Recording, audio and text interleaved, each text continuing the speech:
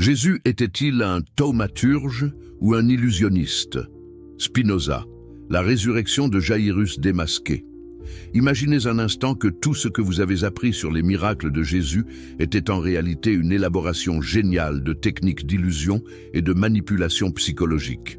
Que diriez-vous si je vous révélais qu'un des plus grands philosophes de l'histoire, Baruch Spinoza, avait déjà percé ces mystères il y a plus de 3 siècles?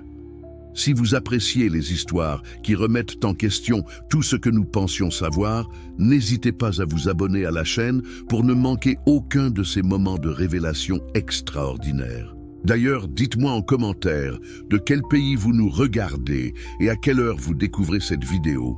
Cela m'aide énormément à comprendre notre communauté internationale. Et si vous regardez sur votre téléphone portable, un petit like maintenant aiderait vraiment beaucoup à faire découvrir cette analyse révolutionnaire à plus de personnes. L'algorithme récompense l'engagement précoce, alors votre soutien dès maintenant fait toute la différence.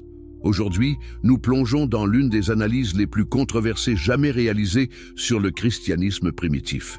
Spinoza, ce génie excommunié qui a osé appliquer la raison pure au texte sacré, nous révèle comment l'histoire de la résurrection de la fille de Jairus pourrait bien être l'un des tours de magie les plus sophistiqués de l'Antiquité. Êtes-vous prêt à voir vos certitudes s'effondrer? Parce que ce que vous allez découvrir va complètement transformer votre compréhension non seulement de Jésus, mais de la façon dont les légendes religieuses se construisent et se propagent à travers l'histoire. La naissance d'un révolutionnaire. Avez-vous déjà imaginé ce que cela signifiait d'être le penseur le plus dangereux d'Amsterdam au XVIIe siècle? Baruch Spinoza n'était pas simplement un philosophe parmi d'autres. Né en 1632 dans une famille de marchands juifs portugais qui avaient fui l'Inquisition, il grandit dans un environnement où la survie dépendait souvent de la capacité à naviguer entre différentes vérités officielles. Mais qu'est-ce qui pousse un jeune homme brillant, promis à reprendre l'entreprise familiale prospère, à risquer sa sécurité, sa famille et même sa vie pour poursuivre des questions philosophiques dangereuses?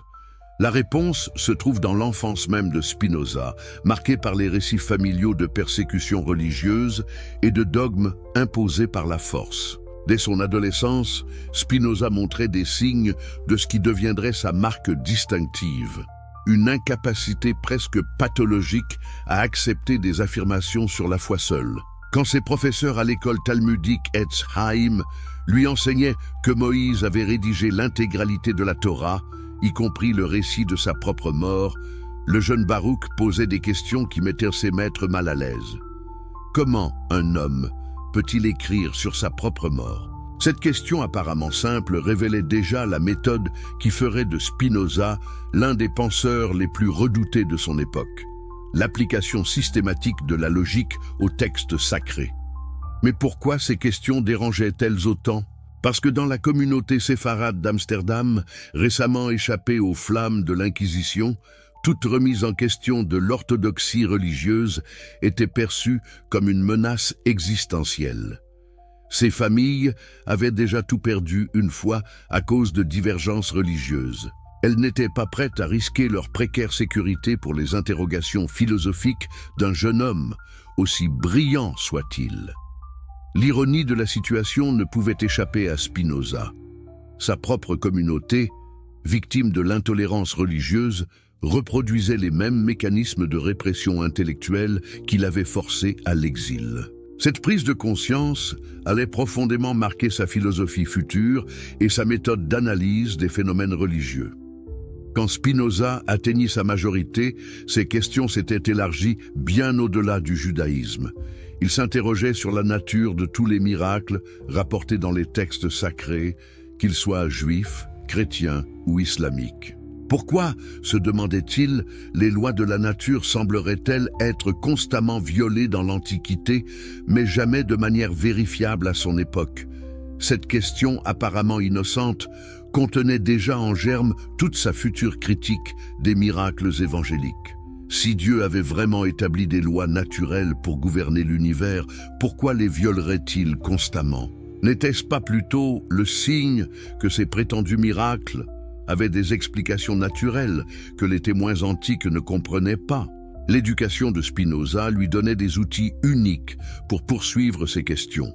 Formé dans la tradition talmudique de l'analyse textuelle minutieuse, il savait comment décortiquer un récit pour en révéler les incohérences et les contradictions internes.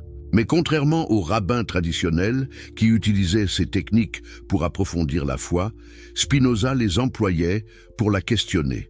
En 1656, à l'âge de 23 ans, l'inévitable se produisit. La communauté juive d'Amsterdam prononça contre lui le hérem, l'excommunication la plus sévère de leur arsenal disciplinaire. Le texte de cette excommunication, conservé dans les archives d'Amsterdam, révèle la terreur que les idées de Spinoza inspiraient aux autorités religieuses. Qu'il soit maudit le jour et maudit la nuit, maudit quand il se couche et maudit quand il se lève, maudit quand il sort et maudit quand il rentre, que l'Éternel ne lui pardonne jamais. Que la colère et la fureur de l'Éternel s'enflamment contre cet homme et fassent venir sur lui toutes les malédictions écrites dans le livre de la loi. Mais qu'avait exactement fait Spinoza pour mériter une telle condamnation? Les archives ne préservent pas les détails spécifiques de ces horribles hérésies, mais nous pouvons les reconstruire à partir de ses écrits ultérieurs. Il avait probablement déjà commencé à développer ses théories sur la nature des miracles bibliques, ses doutes sur l'authorship mosaïque de la Torah et sa conception révolutionnaire de Dieu comme identique à la nature elle-même. L'excommunication, loin de briser Spinoza, le libéra. Coupé de sa communauté d'origine, mais pas encore intégré à une autre, il se retrouva dans une position unique pour observer et analyser les phénomènes religieux de l'extérieur. C'est dans cet exil intellectuel qu'il développa sa méthode révolutionnaire d'analyse des textes sacrés. Comment cette méthode fonctionnait-elle exactement? Spinoza commençait toujours par traiter un texte religieux comme n'importe quel autre document historique. Il examinait son contexte de composition, les motivations probables de ses auteurs, les contradictions internes et les parallèles avec d'autres traditions culturelles. Seulement après cette analyse rigoureusement séculière, il se permettait de considérer les implications spirituelles ou philosophiques du texte. Cette approche était révolutionnaire non seulement par sa méthode, mais par ses implications. Si les textes sacrés étaient soumis aux mêmes critères d'analyse que les documents profanes, alors leur autorité ne pouvait plus reposer sur une révélation divine présumée, mais devait se justifier par leur cohérence interne et leur vérité historique. Appliquée aux miracles de Jésus, cette méthode produisait des résultats explosifs. Spinoza ne se contentait pas de nier la possibilité des miracles. Il offrait des explications alternatives basées sur la psychologie humaine, les connaissances médicales limitées de l'époque et les techniques de manipulation que tout leader charismatique pouvait maîtriser. L'histoire de la fille de Jaïrus devenait ainsi un cas d'école parfait pour démontrer comment un événement naturel pouvait être transformé par une combinaison de circonstances favorables et de narration habile, en preuve apparente du surnaturel.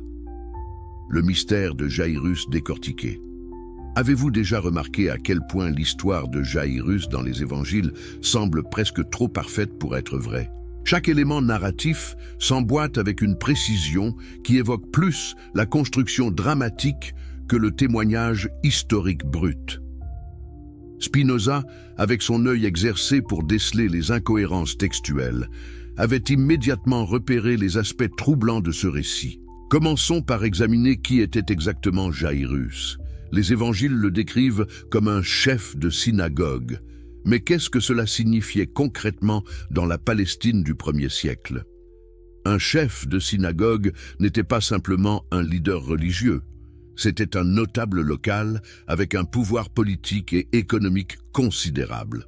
Ces hommes étaient les piliers de l'establishment religieux juif, exactement le type de personnes qui s'opposaient généralement aux prédicateurs itinérants comme Jésus.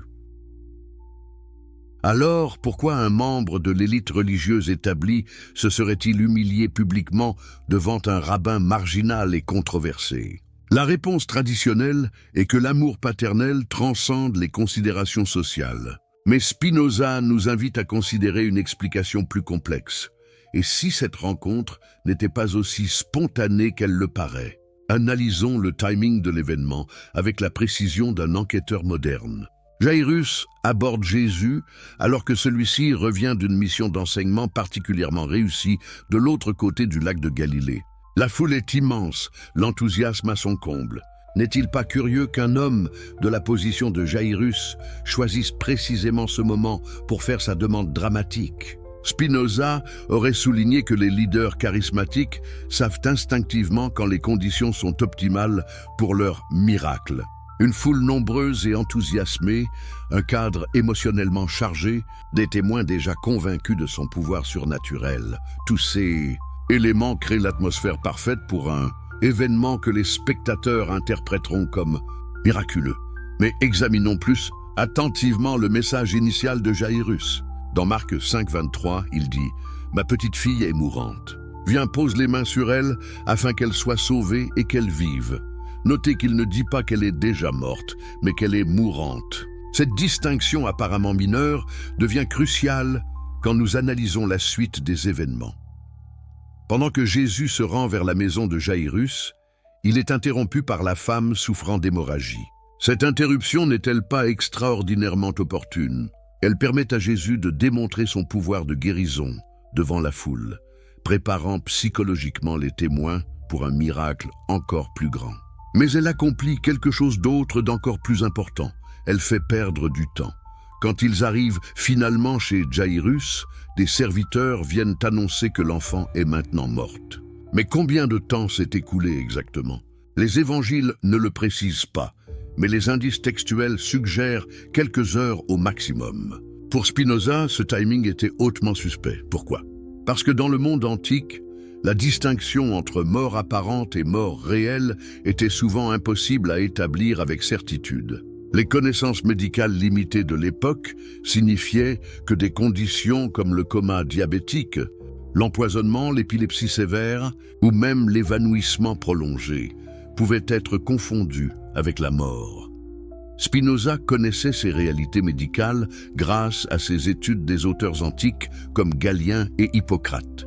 Il savait qu'un médecin compétent de l'époque aurait pu reconnaître des signes de vie, là où des observateurs ordinaires ne voyaient que la mort. Et si Jésus possédait des connaissances médicales supérieures à la moyenne de son époque? Cette hypothèse devient encore plus intrigante quand nous considérons les années perdues de Jésus. Les évangiles ne nous disent pratiquement rien de sa vie entre l'âge de 12 et dès le début de son ministère vers 30 ans. 18 années complètes disparaissent des archives historiques. Qu'est-ce qui s'est passé pendant cette période? Les traditions apocryphes suggèrent que Jésus a voyagé, étudié avec des maîtres spirituels en Égypte ou en Inde, acquis des connaissances ésotériques. Spinoza, plus pragmatique, aurait considéré la possibilité que Jésus ait simplement étudié la médecine avec des praticiens compétents, peut-être des Esséniens réputés pour leurs compétences thérapeutiques. Revenons maintenant à la scène chez Jairus, avec cette possibilité à l'esprit. Jésus arrive et trouve la maison remplie de pleureuses professionnelles et de parents en deuil. Mais sa première action est révélatrice. Il déclare catégoriquement que l'enfant n'est pas morte, mais elle dort. Cette déclaration provoque les rires moqueurs des pleureuses. Leur réaction est compréhensible. Elles étaient des professionnels de la mort, habitués à reconnaître quand quelqu'un avait vraiment rendu son dernier souffle. Mais leur certitude était-elle justifiée? Spinoza aurait noté que ces pleureuses, malgré leur expérience, n'avaient aucune formation médicale formelle. Elles se fiaient à des signes extérieurs, absence apparente de respiration, froideur de la peau, rigidité des membres. Tous ces signes peuvent être présents dans certaines conditions médicales sans que la personne soit réellement morte. La réaction de Jésus face à leur moquerie est également révélatrice. Au lieu de se défendre ou d'argumenter, il fait simplement évacuer tous les sceptiques de la maison. Ne gardant que les parents de l'enfant et ses 3 disciples les plus proches, Il se retrouve avec un groupe de témoins soigneusement sélectionnés, tous prédisposés à croire en son pouvoir surnaturel. Cette sélection des témoins était-elle accidentelle? Spinoza aurait souligné qu'un véritable miracle n'a pas besoin de témoins complaisants. Plus il y a de témoins sceptiques, plus un miracle authentique devient convaincant. Le fait que Jésus ait éliminé spécifiquement les observateurs, les plus critiques suggèrent une conscience aiguë de l'importance de contrôler l'environnement de sa résurrection. Une fois seul avec ses témoins sélectionnés, Jésus procède à l'acte lui-même. Il prend la main de l'enfant et prononce en araméen « Talitha koum », « Petite fille, lève-toi ». L'enfant se lève immédiatement, marche, et Jésus demande qu'on lui donne à manger. Chaque détail de cette séquence révèle une compréhension sophistiquée de la psychologie humaine et peut-être même des réalités médicales. Le contact physique peut effectivement aider à ramener quelqu'un d'un évanouissement profond. Les mots en araméen ajoutent une dimension mystique qui impressionne les témoins. La demande de nourriture établit que l'enfant est non seulement vivante, mais en bonne santé. Mais le détail le plus révélateur vient à la fin. Jésus ordonne strictement aux témoins de ne parler à personne de ce qui s'est passé. Cette instruction a toujours troublé les commentateurs chrétiens traditionnels. Pourquoi cacher un miracle authentique qui pourrait convaincre tant de gens? Spinoza aurait une réponse simple. Parce que plus une histoire reste secrète, plus elle gagne en pouvoir mythologique quand elle finit inévitablement par se répandre. L'interdiction de parler garantit pratiquement que l'histoire se propagera comme une traînée de poudre, mais sous forme de rumeurs mystérieuses plutôt que de témoignages directs vérifiables. Cette psychologie inversée révèle une compréhension remarquablement sophistiquée de la nature humaine. Les gens sont naturellement plus intrigués par ce qui leur est interdit que par ce qui leur est librement offert. En demandant le secret, Jésus s'assurait que l'histoire de la résurrection se répandrait avec une force décuplée.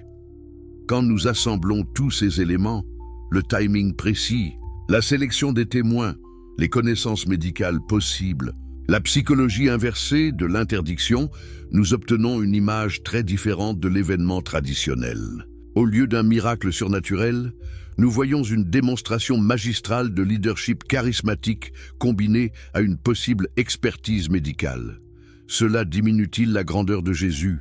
Spinoza aurait argumenté le contraire. Un homme capable d'orchestrer un tel événement avec une telle subtilité psychologique, un leader assez compatissant pour risquer sa réputation afin de sauver un enfant malade, un guérisseur assez compétent pour reconnaître la vie là où d'autres voyaient la mort. Un tel homme est peut-être plus impressionnant qu'un magicien surnaturel. Les rouages de l'illusion collective. Avez-vous déjà assisté à un spectacle de mentalisme moderne et remarqué comment un illusionniste habile peut faire croire à une salle entière qu'il lit dans les pensées? Spinoza, bien avant l'ère des spectacles de magie moderne, comprenait déjà les mécanismes psychologiques profonds qui permettent à des groupes entiers de personnes de témoigner en toute bonne foi d'événements qui n'ont jamais eu lieu ou d'interpréter des événements naturels comme surnaturels. Pour comprendre comment l'histoire de Jairus a pu se transformer d'un possible cas médical en miracle religieux, nous devons plonger dans les méandres de la psychologie collective et des biais cognitifs qui gouvernent notre perception de la réalité. Commençons par un phénomène que Spinoza observait déjà dans les mouvements religieux de son époque. L'état de réceptivité émotionnelle extrême qui caractérise les foules en détresse. La maison de Jairus, ce jour-là, était un chaudron d'émotions intenses. Un père désespéré, une mère éplorée, des pleureuses professionnelles créant une atmosphère de deuil théâtral. Des voisins et amis venus présenter leurs condoléances. Dans un tel environnement émotionnellement chargé, la capacité critique des individus diminue drastiquement. Ce que les psychologues modernes appellent l'état de suggestibilité accrue était parfaitement compris par Spinoza à travers sa lecture des auteurs classiques et son observation des phénomènes religieux contemporains. Mais qu'est-ce qui se passe exactement dans le cerveau humain lors de ces états de stress émotionnel extrême? Spinoza ne connaissait pas les neurosciences modernes, mais sa compréhension intuitive des mécanismes mentaux était remarquablement précise. Il comprenait que dans des situations de crise, les gens deviennent extraordinairement sensibles aux signaux d'autorité et de leadership. Jésus, en tant que figure charismatique reconnue, possédait exactement le type d'autorité qui devient irrésistible dans de telles circonstances. Quand il est entré dans la maison de Jaïrus et a déclaré avec une assurance absolue que l'enfant n'était pas morte, il n'a pas seulement exprimé une opinion médicale, il a redéfini la réalité perçue de tous les présents. Cette redéfinition de la réalité n'est pas un phénomène mystique, c'est un processus psychologique documenté que Spinoza observait dans les mouvements religieux de son époque. Les leaders charismatiques possèdent une capacité extraordinaire à faire douter leurs suiveurs de leur propre perception sensorielle quand celle-ci entre en conflit avec les déclarations du leader. Prenons un exemple contemporain de Spinoza, les mouvements millénaristes qui balayaient régulièrement l'Europe du XVIIe siècle.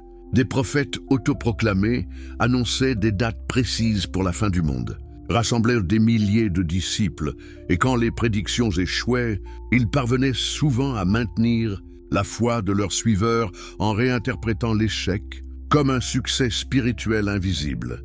Spinoza voyait dans ces phénomènes la démonstration claire que la perception humaine de la réalité est extraordinairement malléable, surtout dans des contextes émotionnellement intenses avec des figures d'autorité charismatiques. Appliqué à la situation de Jaïrus, cela signifie que quand Jésus a déclaré que l'enfant dormait seulement, il a planté une graine de doute dans l'esprit de tous les témoins. Même s'ils étaient initialement convaincus de la mort de l'enfant, l'assurance absolue de Jésus les a forcés à reconsidérer leur perception. Cette reconsidération s'est intensifiée quand Jésus a évacué les sceptiques les plus vocaux. En éliminant les voix dissidentes, il a créé ce que nous appellerions aujourd'hui une chambre d'écho où seules les interprétations favorables à son autorité pouvaient circuler. Mais le véritable génie psychologique de l'opération résidait dans la séquence temporelle des événements. Spinoza aurait noté que Jésus n'a pas immédiatement ressuscité l'enfant. Il a d'abord passé du temps à préparer psychologiquement ses témoins, créant une tension dramatique et une expectative de miracle. Cette préparation psychologique est cruciale pour comprendre ce qui s'est passé ensuite. Quand Jésus a finalement touché l'enfant et prononcé ses paroles en araméen, les témoins étaient dans un état de réceptivité émotionnelle maximale. Ils étaient prêts, psychologiquement et émotionnellement, à interpréter n'importe quelle réaction de l'enfant comme miraculeuse. Si l'enfant était effectivement dans un coma ou un état d'évanouissement profond, le stimulus physique et auditif aurait pu suffire à déclencher un réveil naturel. Mais pour les témoins préparés, ce réveil ne pouvait être qu'une résurrection surnaturelle. L'utilisation de l'araméen Talitha Koum révèle une compréhension encore plus sophistiquée de la psychologie. Pourquoi utiliser l'araméen quand Jésus parlait habituellement en hébreu ou en grec avec ses auditoires? Spinoza aurait reconnu là une technique classique de mystification, l'utilisation d'un langage sacré ou ésotérique pour donner plus de poids surnaturel à un acte. Les mots incompréhensibles pour la plupart des témoins ajoutaient une dimension magique à l'événement. Ils suggéraient que Jésus utilisait une formule incantatoire spéciale, un pouvoir linguistique mystérieux qui transcendait la communication ordinaire.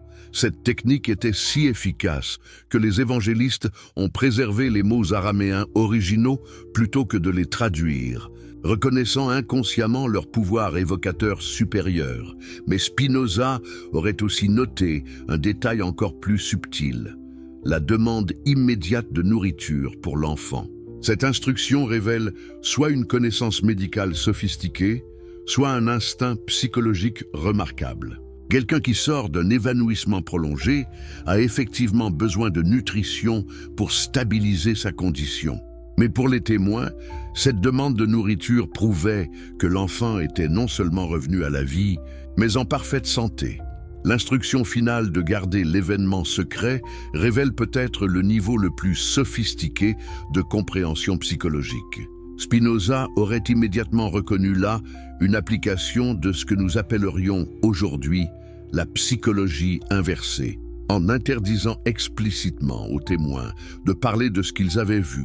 Jésus garantissait pratiquement que l'histoire se répandrait comme un feu de forêt. Mais pourquoi cette psychologie inversée fonctionne-t-elle si bien? Parce qu'elle transforme les témoins de simples observateurs en gardiens d'un secret sacré. Elle leur donne un sentiment de privilège et de responsabilité qui intensifie leur engagement émotionnel envers l'événement. De plus, quand l'histoire finit inévitablement par se répandre, malgré l'interdiction, elle acquiert une crédibilité supplémentaire précisément parce qu'elle était supposée rester secrète. Les gens raisonnent inconsciemment.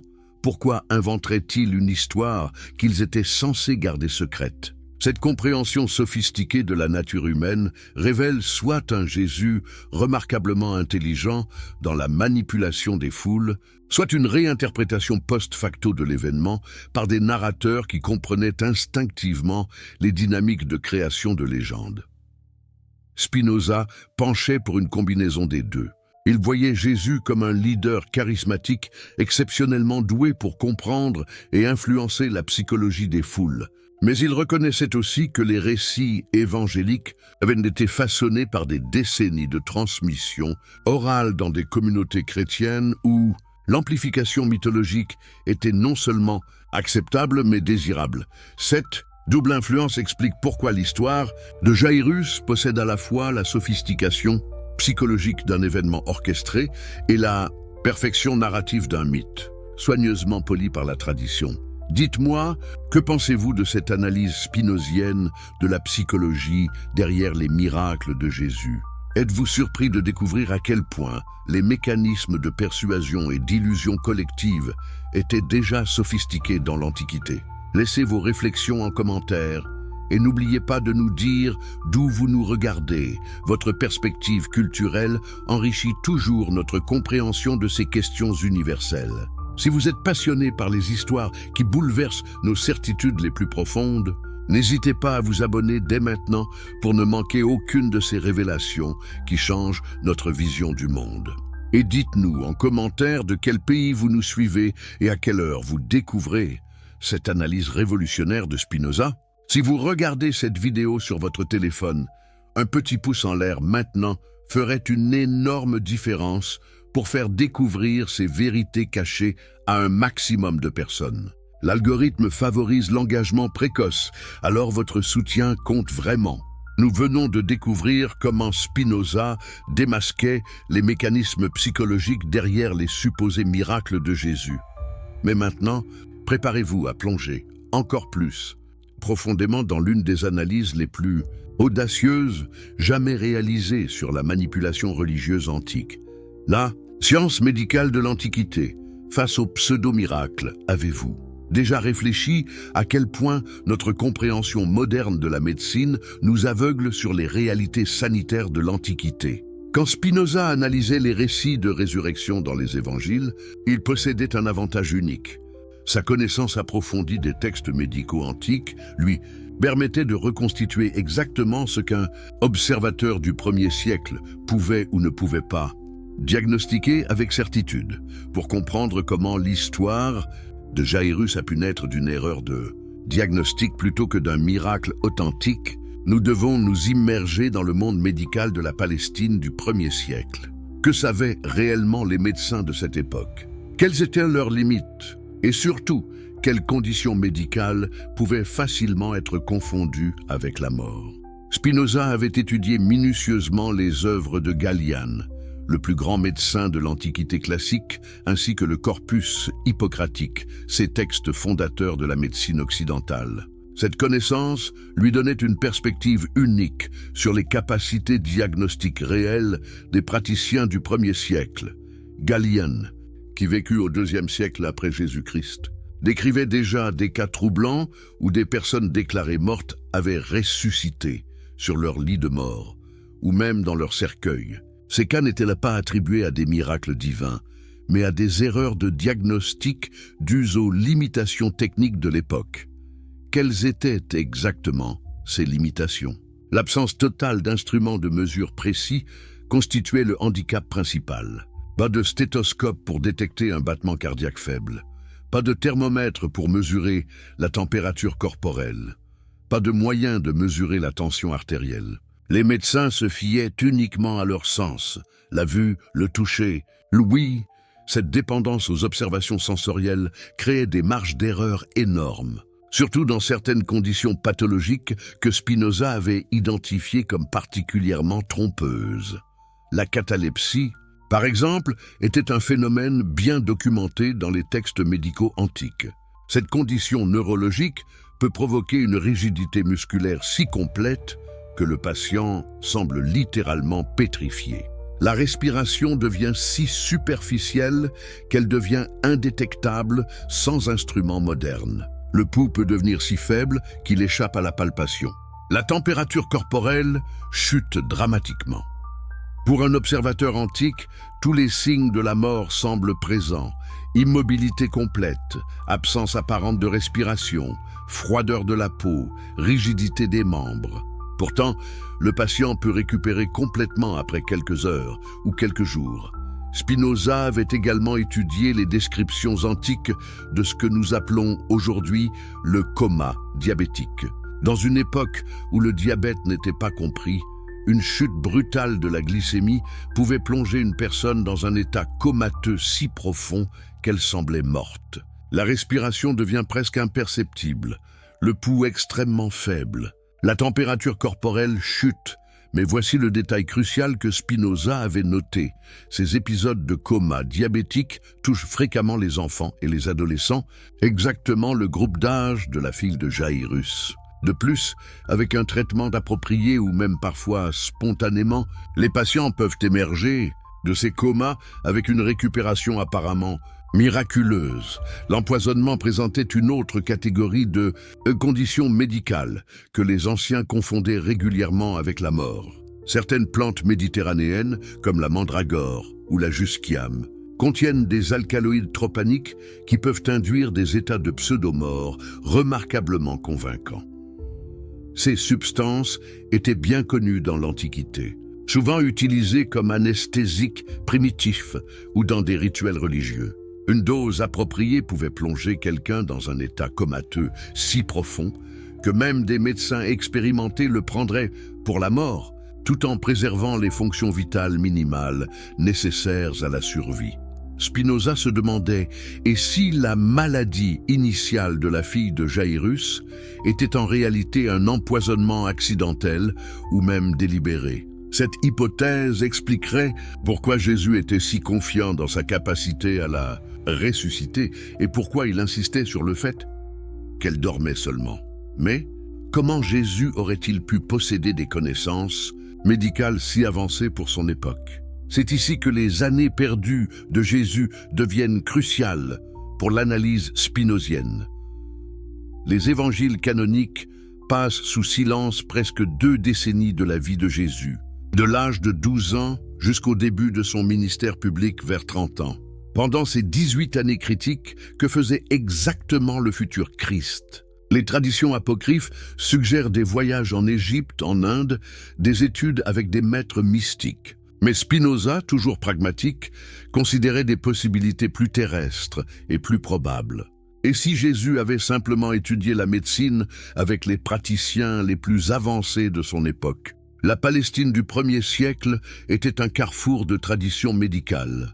Les influences grecques, égyptiennes, persanes et mésopotamiennes se mélangeaient, créant un environnement intellectuel riche où un étudiant motivé pouvait acquérir des connaissances médicales remarquablement sophistiquées. Les Esséniens, cette secte juive mystérieuse qui vivait près de la mer Morte, étaient particulièrement réputés pour leurs compétences médicales et thérapeutiques. Leurs manuscrits, découverts des siècles après Spinoza mais confirmant ses intuitions, révèlent une connaissance approfondie des plantes médicinales, des techniques de diagnostic et même de certaines procédures chirurgicales. Et si Jésus avait passé une partie de ses années perdues parmi les Esséniens, apprenant leurs secrets médicaux, cette formation expliquerait non seulement sa capacité à ressusciter la fille de Jairus, mais aussi tous ces autres miracles de guérison. Considérons maintenant le cas spécifique de la fille de Jaïrus avec cette possibilité à l'esprit.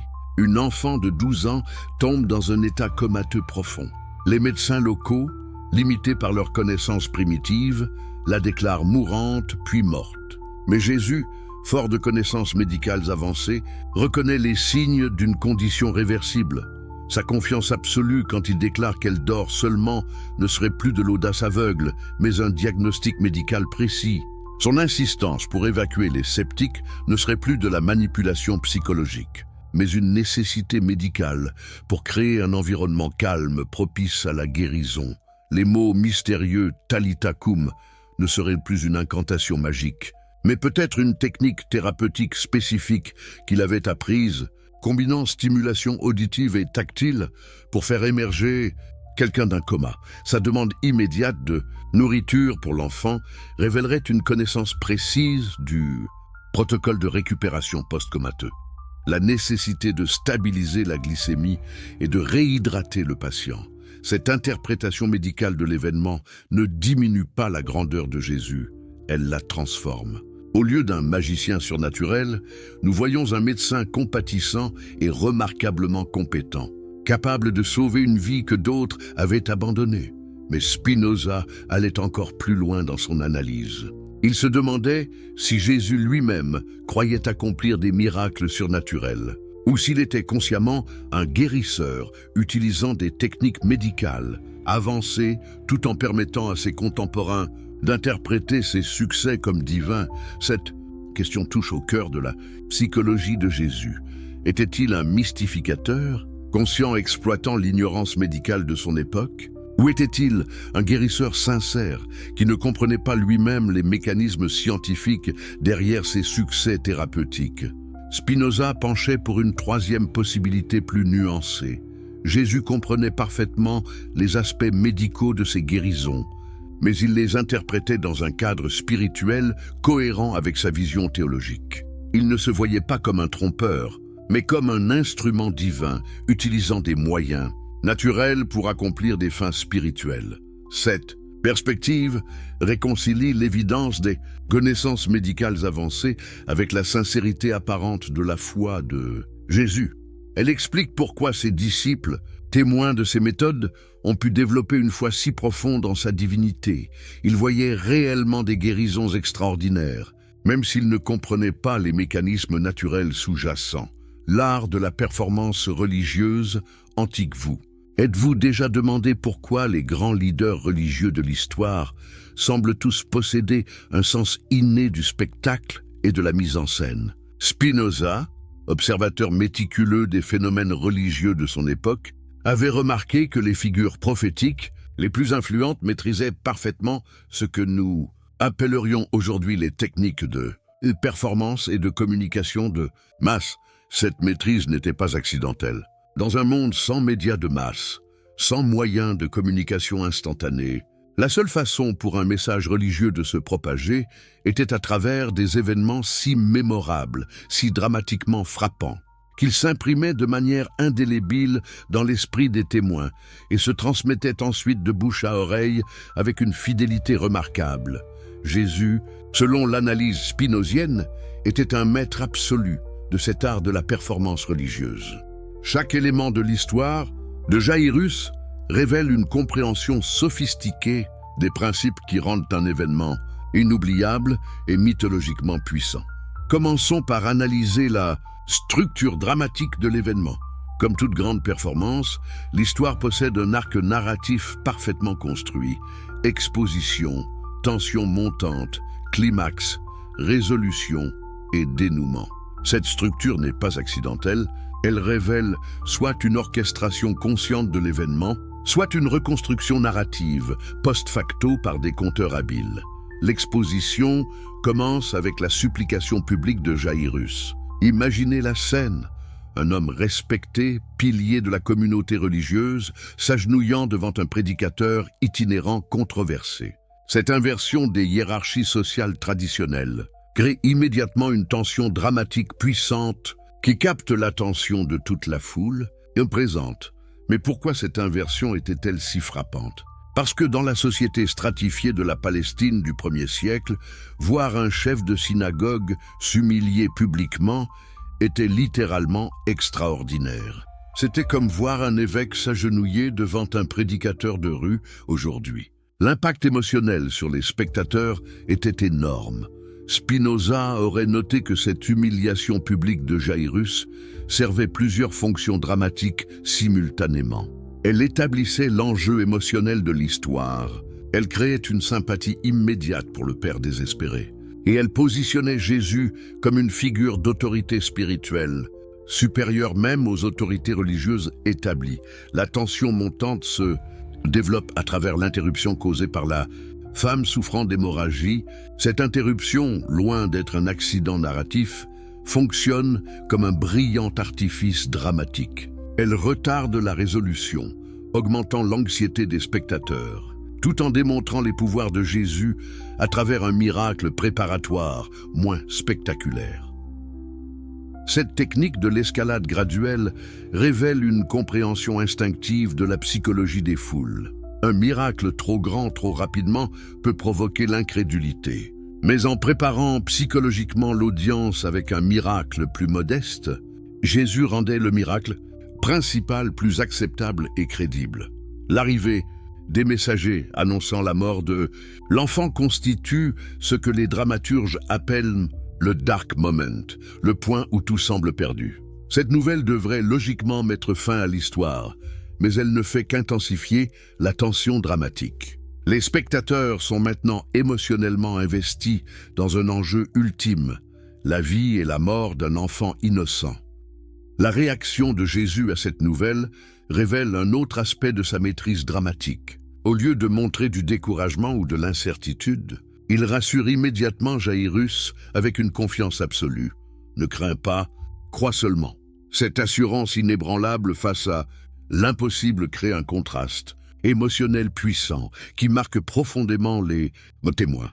Mais analysons plus finement cette assurance de Jésus. D'où venait cette confiance absolue? 3 possibilités se présentent. Soit Jésus était véritablement divin et savait qu'il pouvait ressusciter les morts, soit il était un charlatan inconscient des conséquences de ses promesses, soit il possédait des informations ou des compétences qui lui donnaient des raisons rationnelles d'être confiant. Spinoza, éliminant d'emblée l'explication surnaturelle, penchait pour la 3e possibilité. Et si Jésus avait des raisons médicales de croire que l'enfant n'était pas réellement morte? Cette hypothèse expliquerait sa confiance énigmatique et donnerait une base rationnelle à son assurance dramatique. L'arrivée à la maison de Jairus marque le début du climax dramatique. Jésus trouve une scène de deuil théâtrale, avec des pleureuses professionnelles, créant une atmosphère de tragédie intense. Sa première action est révélatrice. Il défie ouvertement cette mise en scène de la mort en déclarant que l'enfant dort seulement. Cette déclaration provoque une réaction immédiate et prévisible. Les rires moqueurs des pleureuses professionnelles. Mais était-ce vraiment une réaction spontanée ou Jésus avait-il calculé cette réponse? Spinoza aurait souligné que ces rires servaient parfaitement ses objectifs dramatiques en créant un contraste maximal entre le scepticisme apparent et le miracle à venir. L'évacuation des sceptiques constitue un moment crucial de la performance. En éliminant les voix dissidentes, Jésus transforme radicalement l'atmosphère émotionnelle de la scène. Il passe d'un environnement de scepticisme hostile à un cercle intime de croyants potentiels. Cette sélection des témoins révèle une compréhension sophistiquée de la dynamique des groupes. Les témoins restant, les parents, éplorés et les disciples dévoués étaient tous émotionnellement investis dans le succès de Jésus. Leur interprétation de tout événement subséquent serait naturellement biaisée en faveur d'une explication miraculeuse. Le moment de la résurrection elle-même est orchestré avec une précision théâtrale remarquable. Jésus prend la main de l'enfant, créant un contact physique intime qui intensifie l'impact émotionnel. Il prononce ces paroles en araméen, ajoutant une dimension mystique à l'acte.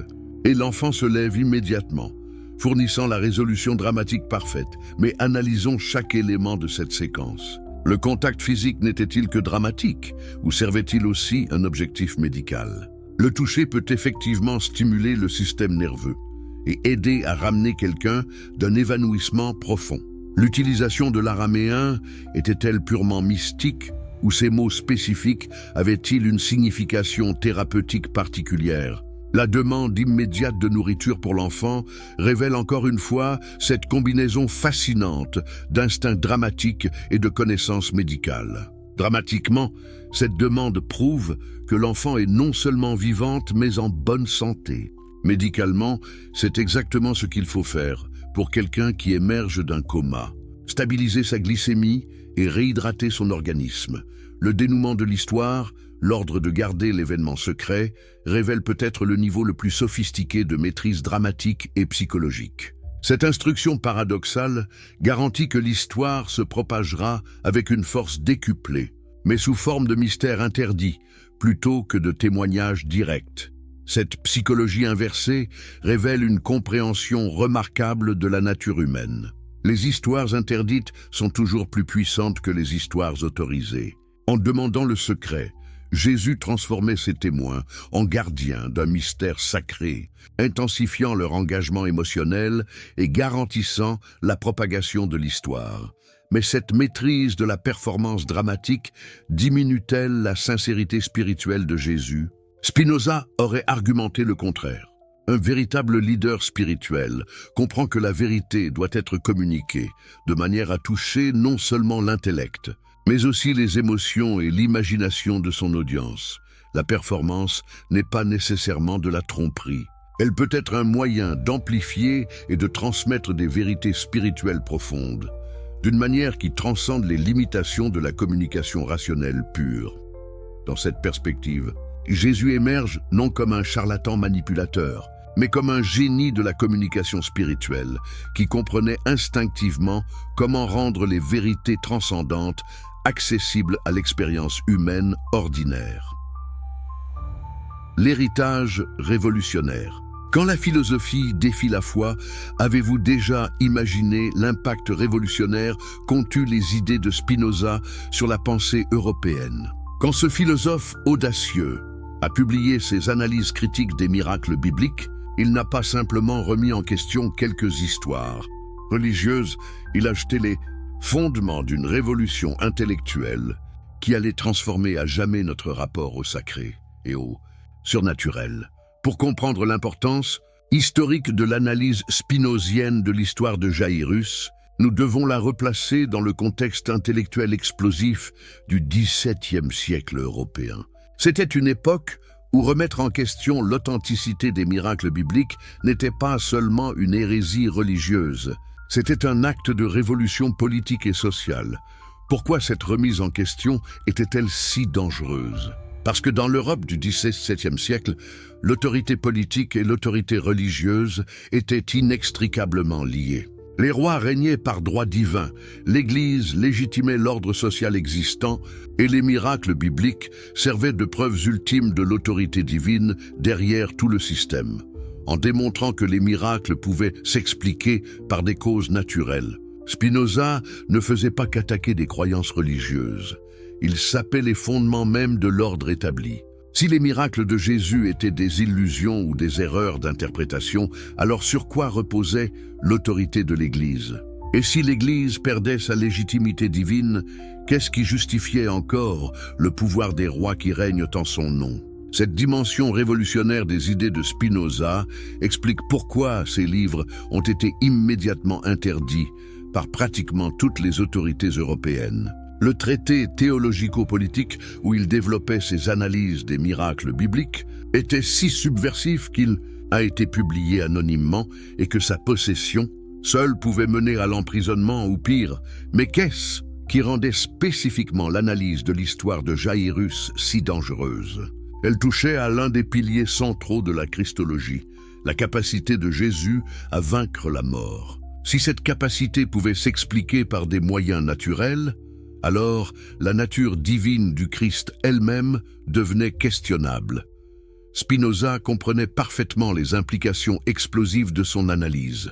Il ne se contentait pas de nier la possibilité des miracles, Il fournissait des explications alternatives, si convaincantes qu'elles rendaient l'hypothèse surnaturelle non seulement inutile, mais intellectuellement malhonnête.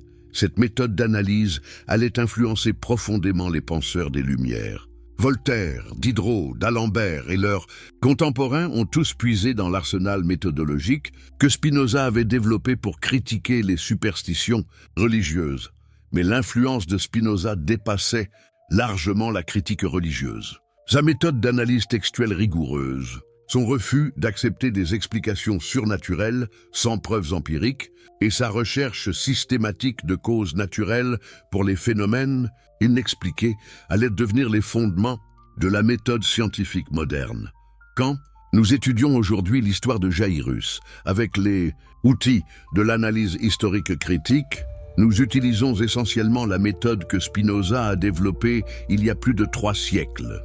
Nous examinons les sources, nous recherchons les contradictions internes, nous considérons les motivations des auteurs, nous évaluons la plausibilité des événements rapportés à la lumière de nos connaissances scientifiques. Cette méthode a révolutionné non seulement notre compréhension des textes religieux, mais notre approche de tous les documents historiques. L'histoire moderne en tant que discipline académique rigoureuse ne peut être comprise sans référence à l'héritage méthodologique de Spinoza. Mais l'impact de ces idées ne s'est pas limité au monde académique. En démontrant que les événements apparemment miraculeux pouvaient avoir des explications rationnelles, Spinoza a contribué à libérer l'humanité de la peur du surnaturel qui avait dominé la conscience européenne pendant des siècles. Cette libération était-elle entièrement positive? Spinoza lui-même aurait répondu par l'affirmative. Il voyait dans la superstition un obstacle majeur au développement humain, une source de peur irrationnelle qui empêchait les gens de réaliser leur potentiel intellectuel et spirituel. En révélant les mécanismes naturels derrière les supposés miracles, il ne cherchait pas à détruire la spiritualité, mais à la purifier. Une spiritualité basée sur la compréhension rationnelle de l'univers lui semblait infiniment plus noble et plus satisfaisante qu'une spiritualité fondée sur la peur de forces surnaturelles incompréhensibles. Cette vision révolutionnaire de la spiritualité allait profondément influencer la pensée religieuse moderne. Des mouvements comme le déisme, l'unitarisme et même certaines formes de christianisme libéral doivent beaucoup aux insights de Spinoza sur la possibilité de concilier raison et foi. Mais quelle est la pertinence de ces idées du XVIIe siècle pour notre époque? À une époque où la science a démontré l'impossibilité physique des miracles tels que décrits dans les textes antiques, pourquoi continuer à étudier l'analyse spinozienne de l'histoire de Jairus?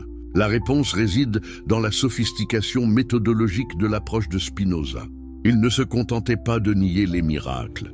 Il fournissait des explications alternatives, détaillées, qui tenaient compte de la psychologie humaine, des limitations des connaissances antiques et des dynamiques sociales et politiques de l'époque.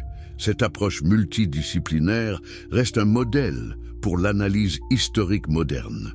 Elle nous rappelle que comprendre le passé exige non seulement une connaissance des faits, mais une compréhension profonde des mentalités, des croyances et des contraintes techniques de chaque époque. L'analyse de l'histoire de Jairus révèle également quelque chose de profondément humain sur la nature de la croyance et de l'espoir. Même si nous acceptons l'explication spinozienne de l'événement comme cas médical mal diagnostiqué, l'impact émotionnel et spirituel de l'histoire reste intact. Un père désespéré qui retrouve sa fille, une communauté qui assiste à ce qu'elle perçoit comme une victoire de la vie sur la mort, l'espoir qui renaît face au désespoir. Ces éléments humains universels transcendent les questions de mécanismes surnaturels ou naturels. C'est peut-être là le plus grand legs de l'analyse spinozienne. Elle nous apprend à séparer les vérités spirituelles et émotionnelles profondes des croyances factuelles spécifiques. Nous pouvons être profondément touchés par l'histoire de Jairus, inspirés par la compassion de Jésus, émus par l'amour paternel de Jairus, sans avoir besoin de croire littéralement à une résurrection surnaturelle. Cette séparation entre vérité spirituelle et vérité factuelle a libéré d'innombrables individus du conflit entre foi et raison qui a torturé la conscience occidentale pendant des siècles. Elle permet une approche mature de la spiritualité qui honore à la fois notre besoin de transcendance et notre intégrité intellectuelle. Voilà peut-être l'héritage le plus durable de Spinoza. Avoir montré qu'il est possible d'être à la fois rigoureusement rationnel et profondément spirituel, sans sacrifier ni notre intelligence, ni notre humanité. Que pensez-vous de cette révolution intellectuelle initiée par Spinoza? Trouvez-vous que sa méthode d'analyse change votre perception des récits religieux traditionnels? Dites-nous en commentaire de quel pays vous suivez cette exploration philosophique et si cette approche rationnelle de la spiritualité résonne avec votre propre recherche de vérité. Êtes-vous prêts à découvrir la vérité la plus choquante sur les origines du christianisme? Si cette exploration des mystères cachés de l'histoire vous passionne, abonnez-vous maintenant pour ne manquer aucune de nos révélations qui bouleversent les certitudes millénaires. Dites-nous en commentaire de quel pays vous nous rejoignez et à quelle heure vous découvrez ces vérités interdites. Votre perspective internationale enrichit toujours notre compréhension de ces questions universelles. Et si vous regardez sur mobile, un petit like dès maintenant aiderait énormément à faire découvrir cette analyse révolutionnaire de Spinoza à plus de personnes. Chaque interaction compte pour percer les mystères de l'histoire. Nous arrivons maintenant aux révélations les plus explosives de l'analyse spinozienne. Préparez-vous à voir s'effondrer des siècles de certitudes religieuses, les preuves historiques qui ébranlent tout avez-vous déjà réfléchi à cette question troublante. Pourquoi aucun historien contemporain de Jésus n'a-t-il jamais mentionné ces miracles spectaculaires? Spinoza, avec sa rigueur méthodologique implacable, y avait identifié cette absence de témoignages externes comme l'une des failles les plus béantes dans l'édifice de la croyance chrétienne traditionnelle.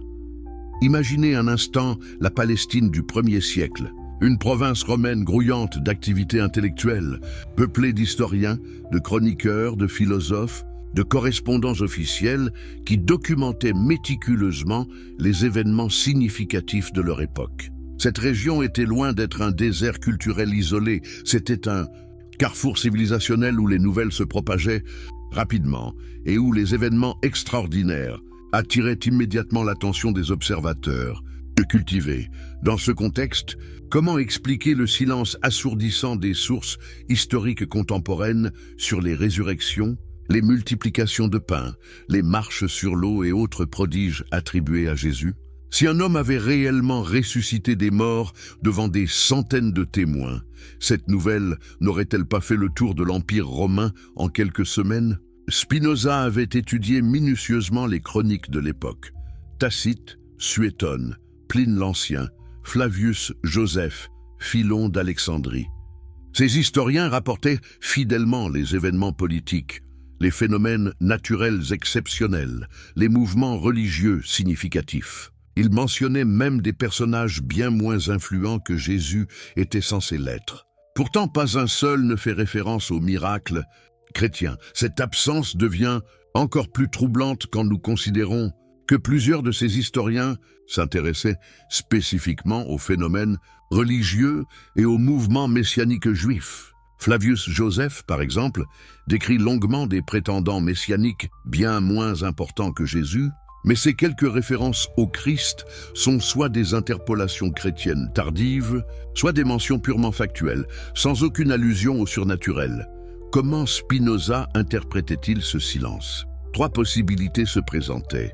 Soit les miracles n'ont jamais eu lieu, soit ils ont été si mal compris par les témoins qu'ils n'ont pas attiré l'attention des observateurs externes, soit ils se sont produits à si petite échelle qu'ils sont restés confinés à des cercles très restreints. L'analyse comparative des textes évangéliques révélait un autre aspect troublant qui n'avait pas échappé à la perspicacité de Spinoza: l'évolution progressive des récits miraculeux. En étudiant chronologiquement Marc, Matthieu, Luc puis Jean, on observe une amplification constante des éléments surnaturels. Dans Marc, le plus ancien des évangiles, les miracles de Jésus sont relativement sobres et pourraient souvent s'expliquer par des moyens naturels. Mais dans Jean, le plus tardif, Jésus accomplit des prodiges de plus en plus spectaculaires et explicitement surnaturels. Cette progression révèle un processus typique de mythologisation progressive que Spinoza avait observé dans d'autres traditions religieuses. L'histoire de Jaïrus elle-même illustre parfaitement ce phénomène. Dans Marc, le récit reste relativement terre-à-terre. Un père inquiet, une enfant malade, une guérison inattendue. Mais dans les versions ultérieures, l'aspect surnaturel s'intensifie. Les détails dramatiques s'amplifient, la dimension miraculeuse devient de plus en plus centrale. Cette évolution textuelle suggère que les premiers témoins ont vécu quelque chose d'extraordinaire, mais d'explicable, qui s'est progressivement transformé en miracle surnaturel à travers des décennies de transmission orale et de réinterprétation théologique. Spinoza avait également noté les parallèles troublants entre les miracles chrétiens et les mythologies antérieures. Les résurrections, les guérisons miraculeuses, les multiplications d'aliments se retrouvent dans les traditions d'Osiris, de Dionysos, d'Asclépios et de nombreuses autres divinités méditerranéennes. Ces parallèles suggèrent que les récits chrétiens s'inscrivent dans un pattern mythologique préexistant plutôt que de rapporter des événements historiques uniques. Mais la découverte la plus dévastatrice de l'analyse spinozienne concernait les motivations théologiques évidentes des évangélistes. Ces textes n'avaient jamais été conçus comme des biographies historiques objectives, mais comme des documents de propagande religieuse destinés à convertir les païens et à renforcer la foi des croyants. Dans ce contexte, l'amplification des éléments miraculeux n'était pas une déformation accidentelle de la vérité historique, mais une stratégie délibérée pour rendre le message chrétien plus convaincant, dans un monde saturé de religions à mystère et de cultes surnaturels. Cette compréhension transformait radicalement l'interprétation de l'histoire de Jaïrus. Au lieu d'un témoignage historique, nous avions affaire à une construction narrative sophistiquée, conçue pour illustrer la puissance salvifique du Christ et pour émouvoir les lecteurs au point de les convertir. Cela signifiait-il que l'histoire était pure fiction? Pas nécessairement. Spinoza reconnaissait qu'elle pouvait être basée sur un événement réel, peut-être la guérison d'une enfant malade par un guérisseur compétent, mais transformée par la réinterprétation théologique et l'amplification narrative en récit de résurrection miraculeuse. Cette approche nuancée permettait de préserver le noyau historique possible tout en expliquant rationnellement les éléments surnaturels.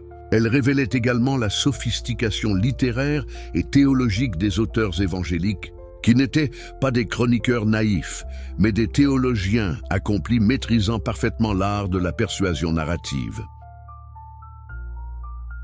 Pour un observateur antique, tous les signes de la mort semblent présents.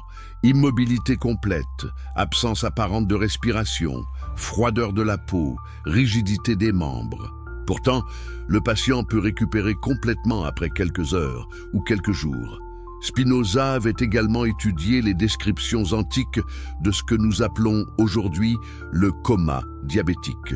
Dans une époque où le diabète n'était pas compris, une chute brutale de la glycémie pouvait plonger une personne dans un état comateux si profond qu'elle semblait morte. La respiration devient presque imperceptible, le pouls extrêmement faible. La température corporelle chute, mais voici le détail crucial que Spinoza avait noté. Ces épisodes de coma diabétique touchent fréquemment les enfants et les adolescents, exactement le groupe d'âge de la fille de Jaïrus. De plus, avec un traitement approprié ou même parfois spontanément, les patients peuvent émerger de ces comas avec une récupération apparemment miraculeuse. L'empoisonnement présentait une autre catégorie de conditions médicales que les anciens confondaient régulièrement avec la mort. Certaines plantes méditerranéennes, comme la mandragore ou la jusquiame, contiennent des alcaloïdes tropaniques qui peuvent induire des états de pseudomort remarquablement convaincants. Ces substances étaient bien connues dans l'Antiquité, souvent utilisées comme anesthésiques primitifs ou dans des rituels religieux.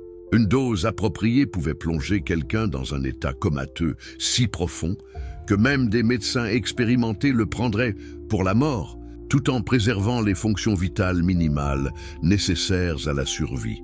Spinoza se demandait, et si la maladie initiale de la fille de Jairus était en réalité un empoisonnement accidentel ou même délibéré? Cette hypothèse expliquerait pourquoi Jésus était si confiant dans sa capacité à la ressusciter et pourquoi il insistait sur le fait qu'elle dormait seulement. Mais comment Jésus aurait-il pu posséder des connaissances médicales si avancées pour son époque?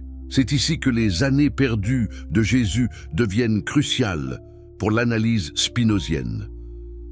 Les évangiles canoniques passent sous silence presque 2 décennies de la vie de Jésus, de l'âge de 12 ans jusqu'au début de son ministère public vers 30 ans. Pendant ces 18 années critiques, que faisait exactement le futur Christ? Les traditions apocryphes suggèrent des voyages en Égypte, en Inde, des études avec des maîtres mystiques. Mais Spinoza, toujours pragmatique, considérait des possibilités plus terrestres et plus probables.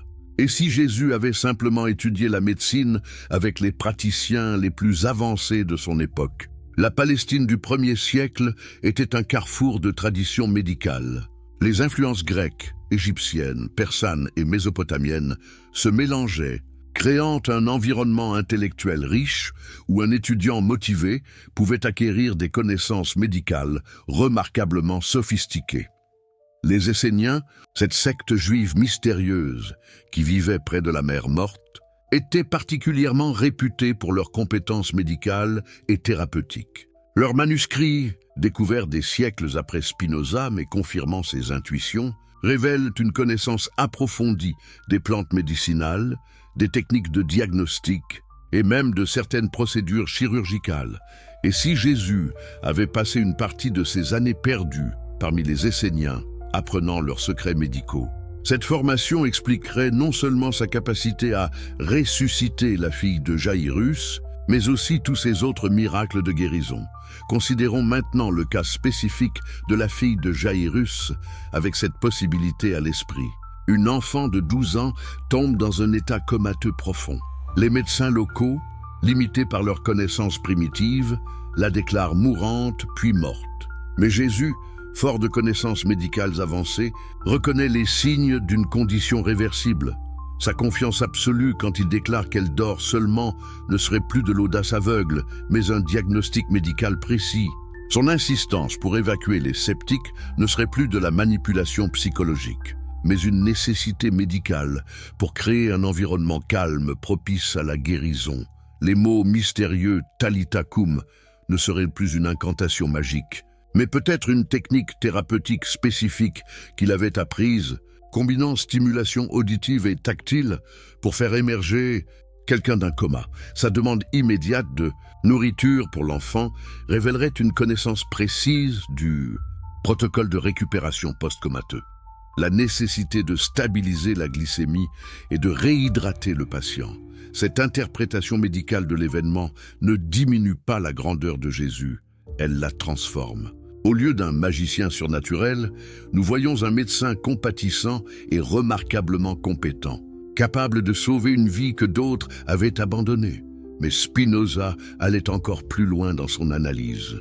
Il se demandait si Jésus lui-même croyait accomplir des miracles surnaturels, ou s'il était consciemment un guérisseur utilisant des techniques médicales avancées tout en permettant à ses contemporains d'interpréter ses succès comme divins.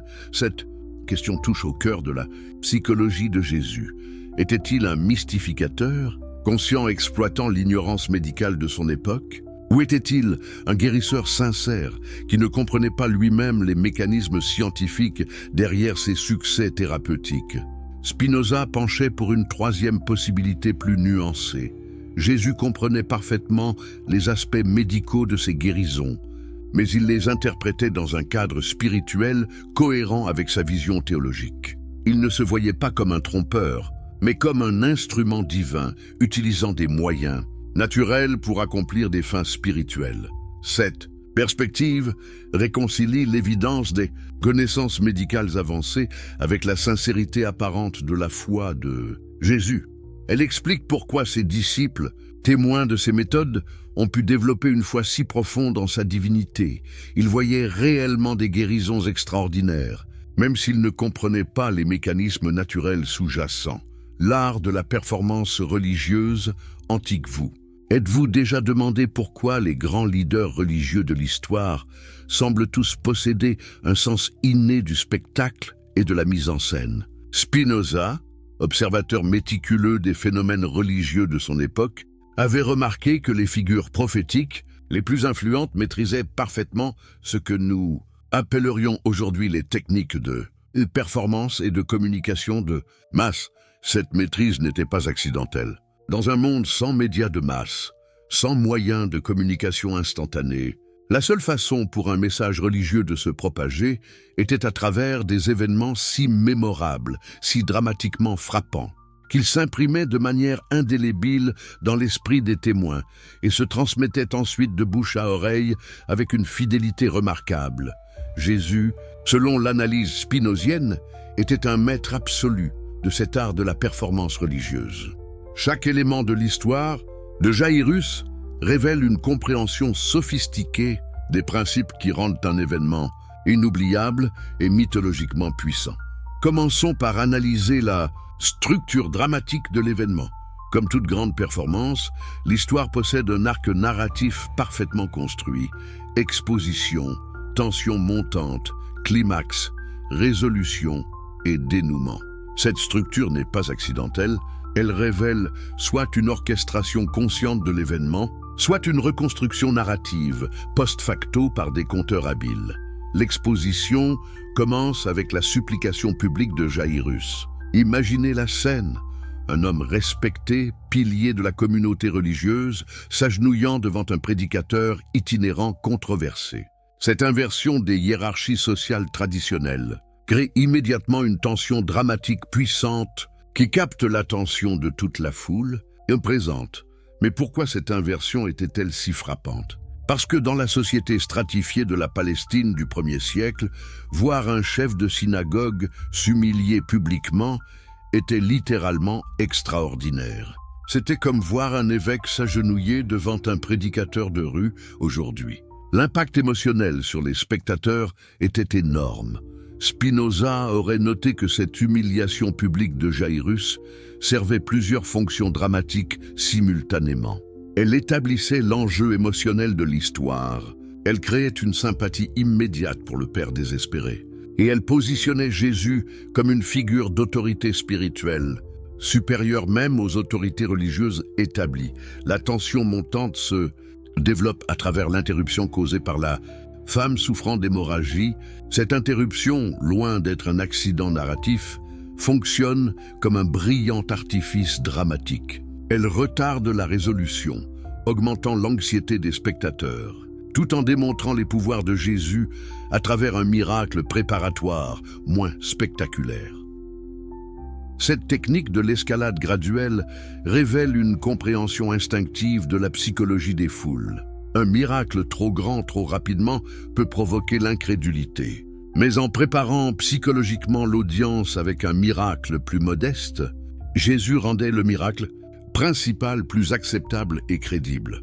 L'arrivée des messagers annonçant la mort de l'enfant constitue ce que les dramaturges appellent le dark moment, le point où tout semble perdu. Cette nouvelle devrait logiquement mettre fin à l'histoire, mais elle ne fait qu'intensifier la tension dramatique. Les spectateurs sont maintenant émotionnellement investis dans un enjeu ultime, la vie et la mort d'un enfant innocent.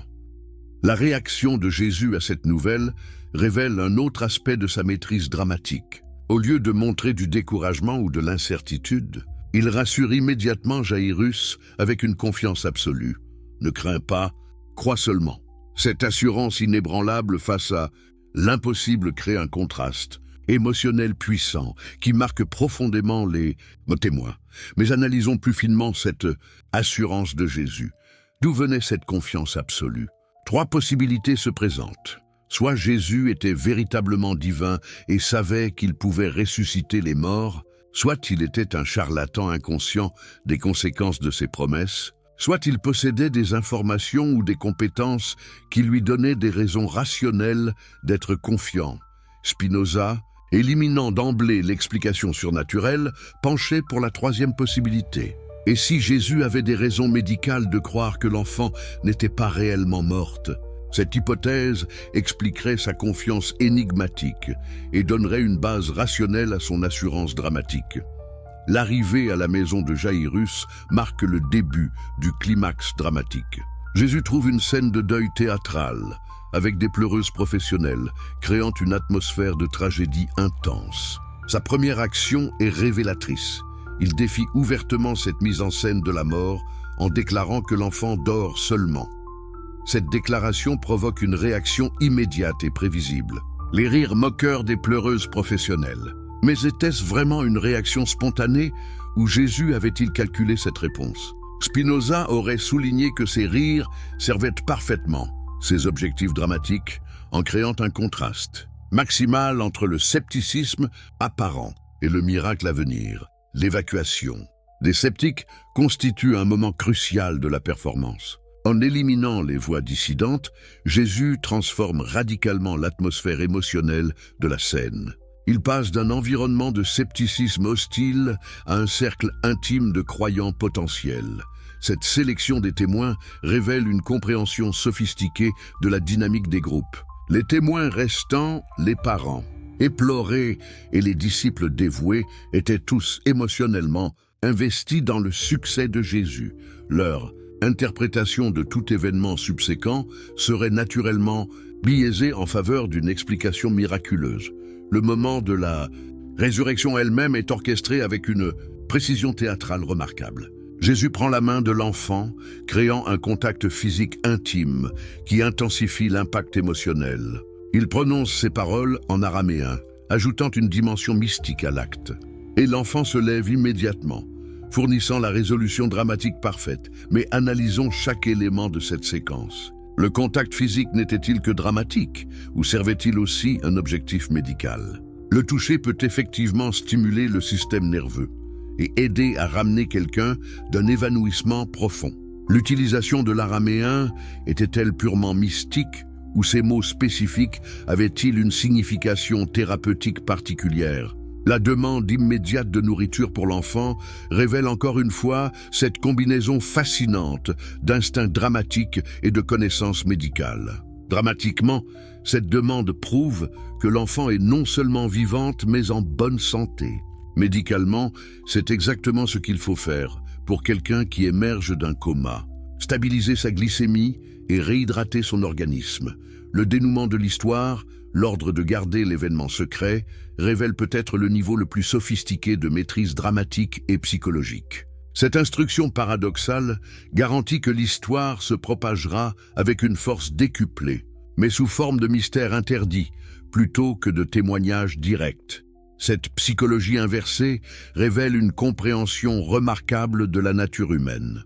Les histoires interdites sont toujours plus puissantes que les histoires autorisées. En demandant le secret, Jésus transformait ses témoins en gardiens d'un mystère sacré, intensifiant leur engagement émotionnel et garantissant la propagation de l'histoire. Mais cette maîtrise de la performance dramatique diminue-t-elle la sincérité spirituelle de Jésus? Spinoza aurait argumenté le contraire.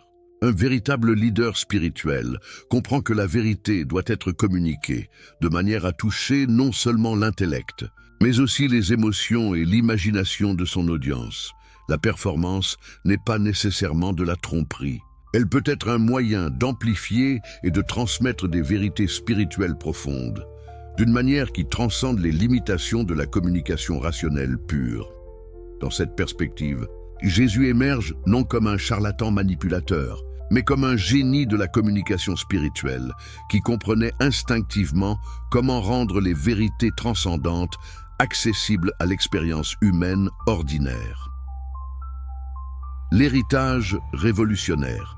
Quand la philosophie défie la foi, avez-vous déjà imaginé l'impact révolutionnaire qu'ont eu les idées de Spinoza sur la pensée européenne? Quand ce philosophe audacieux a publié ses analyses critiques des miracles bibliques, il n'a pas simplement remis en question quelques histoires. religieuse, il a jeté les fondements d'une révolution intellectuelle qui allait transformer à jamais notre rapport au sacré et au surnaturel. Pour comprendre l'importance historique de l'analyse spinozienne de l'histoire de Jairus, nous devons la replacer dans le contexte intellectuel explosif du XVIIe siècle européen. C'était une époque où remettre en question l'authenticité des miracles bibliques n'était pas seulement une hérésie religieuse, c'était un acte de révolution politique et sociale. Pourquoi cette remise en question était-elle si dangereuse? Parce que dans l'Europe du XVIIe siècle, l'autorité politique et l'autorité religieuse étaient inextricablement liées. Les rois régnaient par droit divin, l'Église légitimait l'ordre social existant et les miracles bibliques servaient de preuves ultimes de l'autorité divine derrière tout le système, en démontrant que les miracles pouvaient s'expliquer par des causes naturelles. Spinoza ne faisait pas qu'attaquer des croyances religieuses, il sapait les fondements même de l'ordre établi. Si les miracles de Jésus étaient des illusions ou des erreurs d'interprétation, alors sur quoi reposait l'autorité de l'Église? Et si l'Église perdait sa légitimité divine, qu'est-ce qui justifiait encore le pouvoir des rois qui règnent en son nom? Cette dimension révolutionnaire des idées de Spinoza explique pourquoi ces livres ont été immédiatement interdits par pratiquement toutes les autorités européennes. Le traité théologico-politique où il développait ses analyses des miracles bibliques était si subversif qu'il a été publié anonymement et que sa possession seule pouvait mener à l'emprisonnement ou pire. Mais qu'est-ce qui rendait spécifiquement l'analyse de l'histoire de Jairus si dangereuse? Elle touchait à l'un des piliers centraux de la Christologie, la capacité de Jésus à vaincre la mort. Si cette capacité pouvait s'expliquer par des moyens naturels, alors la nature divine du Christ elle-même devenait questionnable. Spinoza comprenait parfaitement les implications explosives de son analyse. Il ne se contentait pas de nier la possibilité des miracles. Il fournissait des explications alternatives, si convaincantes qu'elles rendaient l'hypothèse surnaturelle non seulement inutile, mais intellectuellement malhonnête. Cette méthode d'analyse allait influencer profondément les penseurs des Lumières. Voltaire, Diderot, d'Alembert et leurs contemporains ont tous puisé dans l'arsenal méthodologique que Spinoza avait développé pour critiquer les superstitions religieuses. Mais l'influence de Spinoza dépassait largement la critique religieuse. Sa méthode d'analyse textuelle rigoureuse, son refus d'accepter des explications surnaturelles sans preuves empiriques et sa recherche systématique de causes naturelles pour les phénomènes inexpliqués allaient devenir les fondements de la méthode scientifique moderne. Quand nous étudions aujourd'hui l'histoire de Jairus avec les outils de l'analyse historique critique, nous utilisons essentiellement la méthode que Spinoza a développée il y a plus de 3 siècles. Nous examinons les sources, nous recherchons les contradictions internes, nous considérons les motivations des auteurs, nous évaluons la plausibilité des événements rapportés à la lumière de nos connaissances scientifiques. Cette méthode a révolutionné non seulement notre compréhension des textes religieux, mais notre approche de tous les documents historiques. L'histoire moderne en tant que discipline académique rigoureuse ne peut être comprise sans référence à l'héritage méthodologique de Spinoza.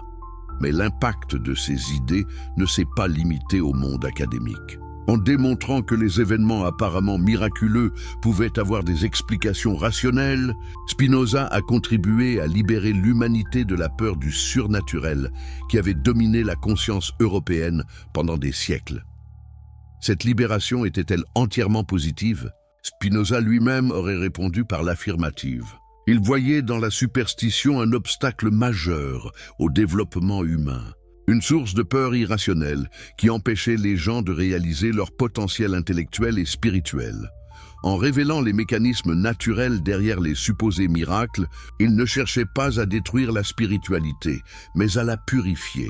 Une spiritualité basée sur la compréhension rationnelle de l'univers lui semblait infiniment plus noble et plus satisfaisante qu'une spiritualité fondée sur la peur de forces surnaturelles incompréhensibles. Cette vision révolutionnaire de la spiritualité allait profondément influencer la pensée religieuse moderne. Des mouvements comme le déisme, l'unitarisme et même certaines formes de christianisme libéral doivent beaucoup aux insights de Spinoza sur la possibilité de concilier raison et foi. Mais quelle est la pertinence de ces idées du XVIIe siècle pour notre époque? À une époque où la science a démontré l'impossibilité physique des miracles tels que décrits dans les textes antiques, pourquoi continuer à étudier l'analyse spinozienne de l'histoire de Jairus? La réponse réside dans la sophistication méthodologique de l'approche de Spinoza. Il ne se contentait pas de nier les miracles. Il fournissait des explications alternatives, détaillées, qui tenaient compte de la psychologie humaine, des limitations des connaissances antiques et des dynamiques sociales et politiques de l'époque. Cette approche multidisciplinaire reste un modèle pour l'analyse historique moderne. Elle nous rappelle que comprendre le passé exige non seulement une connaissance des faits, mais une compréhension profonde des mentalités, des croyances et des contraintes techniques de chaque époque. L'analyse de l'histoire de Jairus révèle également quelque chose de profondément humain sur la nature de la croyance et de l'espoir. Même si nous acceptons l'explication spinozienne de l'événement comme cas médical mal diagnostiqué, l'impact émotionnel et spirituel de l'histoire reste intact. Un père désespéré qui retrouve sa fille, une communauté qui assiste à ce qu'elle perçoit comme une victoire de la vie sur la mort, l'espoir qui renaît face au désespoir. Ces éléments humains universels transcendent les questions de mécanismes surnaturels ou naturels. C'est peut-être là le plus grand legs de l'analyse spinozienne. Elle nous apprend à séparer les vérités spirituelles et émotionnelles profondes des croyances factuelles spécifiques. Nous pouvons être profondément touchés par l'histoire de Jairus, inspirés par la compassion de Jésus, émus par l'amour paternel de Jairus, sans avoir besoin de croire littéralement à une résurrection surnaturelle. Cette séparation entre vérité spirituelle et vérité factuelle a libéré d'innombrables individus du conflit entre foi et raison qui a torturé la conscience occidentale pendant des siècles. Elle permet une approche mature de la spiritualité qui honore à la fois notre besoin de transcendance et notre intégrité intellectuelle. Voilà peut-être l'héritage le plus durable de Spinoza. Avoir montré qu'il est possible d'être à la fois rigoureusement rationnel et profondément spirituel, sans sacrifier ni notre intelligence ni notre humanité. Que pensez-vous de cette révolution intellectuelle initiée par Spinoza? Trouvez-vous que sa méthode d'analyse change votre perception des récits religieux traditionnels? Dites-nous en commentaire de quel pays vous suivez cette exploration philosophique et si cette approche rationnelle de la spiritualité résonne avec votre propre recherche de vérité. Êtes-vous prêts à découvrir la vérité la plus choquante sur les origines du christianisme? Si cette exploration des mystères cachés de l'histoire vous passionne, abonnez-vous maintenant pour ne manquer aucune de nos révélations qui bouleversent les certitudes millénaires. Dites-nous en commentaire de quel pays vous nous rejoignez et à quelle heure vous découvrez ces vérités interdites. Votre perspective internationale enrichit toujours notre compréhension de ces questions universelles. Et si vous regardez sur mobile, un petit like dès maintenant aiderait énormément à faire découvrir cette analyse révolutionnaire de Spinoza à plus de personnes. Chaque interaction compte pour percer les mystères de l'histoire. Nous arrivons maintenant aux révélations les plus explosives de l'analyse spinozienne. Préparez-vous à voir s'effondrer des siècles de certitudes religieuses, les preuves historiques qui ébranlent tout avez-vous. Déjà réfléchi à cette question troublante. Pourquoi aucun historien contemporain de Jésus n'a-t-il jamais mentionné ces miracles spectaculaires? Spinoza, avec sa rigueur méthodologique implacable, y avait identifié cette absence de témoignages externes comme l'une des failles les plus béantes dans l'édifice de la croyance chrétienne traditionnelle. Imaginez un instant la Palestine du 1er siècle, une province romaine grouillante d'activités intellectuelles, peuplée d'historiens, de chroniqueurs, de philosophes, de correspondants officiels qui